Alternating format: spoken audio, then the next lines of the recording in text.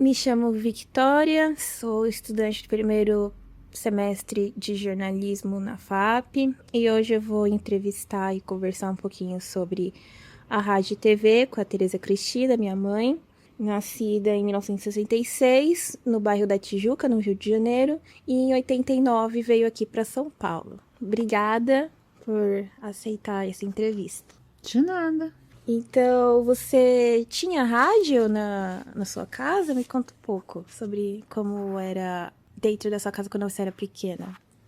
Então, quando eu era pequena, nós não tínhamos rádio e nem TV. E aí, quando eu comecei a ficar mais adolescente, tipo, acho que 14 para 15 anos, o meu pai tinha um radinho. E é nesse radinho, mas ele escutava mais futebol nesse radinho. E aí eu tive uma vitrolinha, uma vitrola que era disco de vinil, pequenininho, não era disco de vinil grande. Tinha, eu acho que 3, 4 músicas em cada disco de vinil pequenininho que cabia nessa vitrola. E aí dessa vitrola a gente fazia os nossos bailes. Bailes que a gente hoje, o pessoal fala que era baile de garagem, né? E assim foi a minha adolescência, porque meus pais não tinham tanta possibilidade de ter televisão, um rádio decente, né? E nessa vitrolinha, você lembra quais que eram essas 4 fitas que tocava? Era tipo, acho que Bee Gees, deixa eu ver mais. Eu não lembro muito do nome Bee Gees. Não chegou a ser Elvis Presley, não, viu? Elvis Presley era antes. Mas eu não lembro o nome agora das bandas em si. Mas eram até músicas que tocam hoje em dia e que a galera gosta, porque é meio que já era dos anos 80. E só foi a vitrolinha que você teve? A gente tinha fita cassete também. A gente tinha tipo um gravadorzinho que a gente levava na cintura e era a base de fita, né? Então a gente gravava, a mesma fita a gente gravava, desgravava, enrolava ela com a caneta até ela voltar pra gente gravar de novo, ou então pra gente ouvir novamente, tinha que voltar ela manualmente. Botava a canetinha lá dentro da fita e rodava ela manualmente. E assim a gente lia. Tinha várias fitas, se chamava toca-fita. E assim, mas quando eu fiz 15 anos, eu lembro que minha mãe fez uma festa de 15 anos, já tinha umas músicas legais. E você ouvia na rádio só música, né? Nesses tocadores só música, ou você ouvia algum tipo de programa de rádio, notícia? Você ouvia futebol com seu pai na época? Não, eu nunca fui chegada a futebol, não. Só em época de Copa mesmo, que a gente foi mais assim, foi dos anos 90 já aí. Mas, não, deixava meu pai ouvir lá os futebol dele, botafoguense, coitado. Mas, né, eu gostava mais de jogar, ia jogar vôlei com meus amigos. Então, quase assim, na semana eu estudava e no final de semana, sábado e domingo, a gente ia jogar vôlei. Então, eu não ficava muito grudada. E assim foi. Aí depois a gente adquiriu uma televisão que era preta e branca, na época, pequenininha, preta e branca, pequenininha, porque na minha época tinha Sítio do Pica-Pau Amarelo, né? A Globo, a gente assistia mais a Globo, era Globo Manchete, se eu não me engano. E aí tinha Sítio do Pica-Pau Amarelo, alguns desenhos na parte da manhã, antes de chegar as notícias. E assim foi. E teve alguma notícia que você viu na TV naquela época que te marcou? Ou alguma novela? Você assistia novela? Mais ou menos. Eu não gostava muito de novela, não. E quando a gente não tinha televisão, eu ficava vendo na vizinha, sabe? Era assim. Mas algumas novelas como Anjo Mal, que passou ainda preto e branco, que depois reprisou. O Sítio do Pica-Pau Amarelo, eu gostava do Sítio do Pica-Pau Amarelo. E os reportagem, alguma reportagem que eu vi dessa época, além dessa novela, que eu lembro muito dessa novela, Irmão Coragem, era tudo em preto e branco, viu?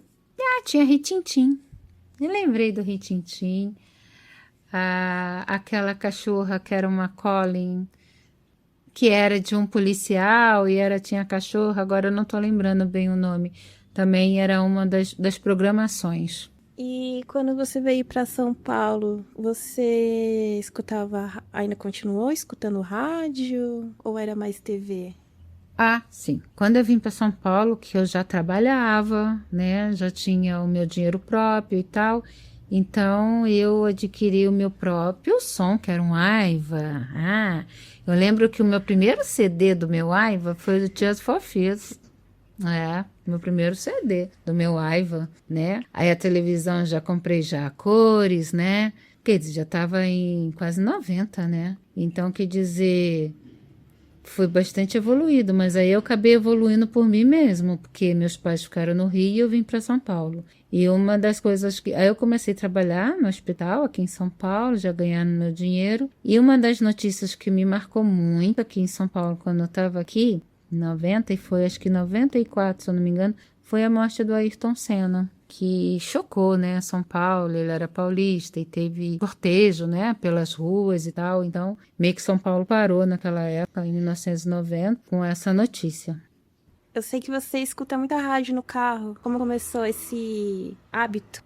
Ah, então, quando eu comprei meu carro, uma das coisas que eu gostava mais é ouvir rádio, né? E no carro eu ouvia muito a Alfa FM, que tocava mais música dos anos 80, coisas assim, né? Então, quer dizer, o hábito até hoje, é um hábito que eu tenho de ouvir música no carro direto. Eu ouço música. Eu entrar dentro do carro, ligar o carro, a música toca, né? Já tá no automático. Então, o rádio, para você, o rádio foi um meio de ouvir música desde sempre.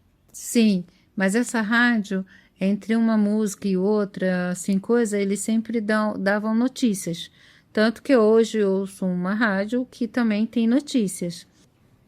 E você já ligou para alguma rádio, para algum programa de TV? Algum brinde? Nada? Nunca. Acho que eu nunca tive coragem. Caramba. E você, nessa época ali, antes de São Paulo, nessa transição de Rio e São Paulo, você tinha algum programa favorito da TV? Adorava ver a MTV. Os vídeos das bandas, de coisas assim, era tudo da MTV. Foi uma revolução, sabe? Foi uma revolução que era um jeito da gente ver as bandas e ouvir pela TV. Ver os vídeos das bandas, ver as apresentações. O Marcos Mion era da MTV, sabe? Vários, assim, apresentadores passaram pela MTV. E na TV tinha um também que era... Malhação. Foi uma época... Até meu pai gostava de ver Malhação. Lembrei da Malhação. Ficou muitos anos a Malhação com a gente, mas eu não lembro quando que parou a Malhação. Mas a Malhação foi uma novelinha, não era infantil, era uma novela de adolescente, mas que eu gostava, e meu pai também. Entendi. A tecnologia ela se desenvolveu bastante, né, durante todos esses anos. E hoje a gente não tem mais o tanto hábito de ouvir rádio ou de assistir a TV, né? Na verdade, a TV mudou bastante, né? Durante todo esse tempo. E qual que é a sua opinião sobre essa mudança? Já que você viveu essa transição, né, do analógico, que era o rádio, a TV sem cores, para hoje que a gente tem toda essa tecnologia, toda essa facilidade. A evolução foi benéfica, né? Porque hoje a gente consegue ver o colorido na TV, ver notícias do outro lado do mundo, que antes a gente era limitado a isso, né? Por que que você acha que as pessoas pararam de ouvir rádio? Por causa da tecnologia do celular. Celular você ouve, você vê, você fala. O celular hoje virou tudo. Eu conheço pessoas que não têm televisão, mas tem internet. Por quê? Porque tem celular, tem um computador. Então, transformou. Mas a tecnologia em si, A informação vem muito mais rápida e mais, como é que é, claras. Por causa da internet. Depois que chegou a internet, a televisão e o rádio ficaram para baixo. A internet mudou tudo, principalmente agora com a tal da IA, né? Então, obrigada por contar um pouquinho mais sobre a sua história com a TV, com o rádio. Você tem alguma coisa final para falar?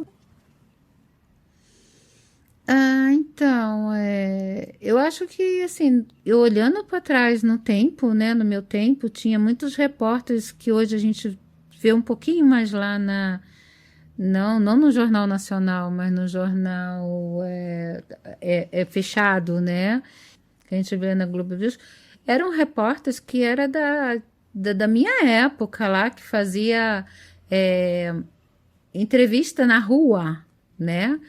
Então, você vê hoje em dia, parece que as coisas, sabe, foram tanto tempo atrás, eu não sou tão velha assim, mas parece que foi tanto tempo atrás. É muito estranho a evolução de você olhar para trás e ver como que as coisas estão hoje. É muito estranho. Parece que a gente virou o mundo assim e está vivendo em outro mundo. É muito estranho. Falar do passado e lembrar do passado, né?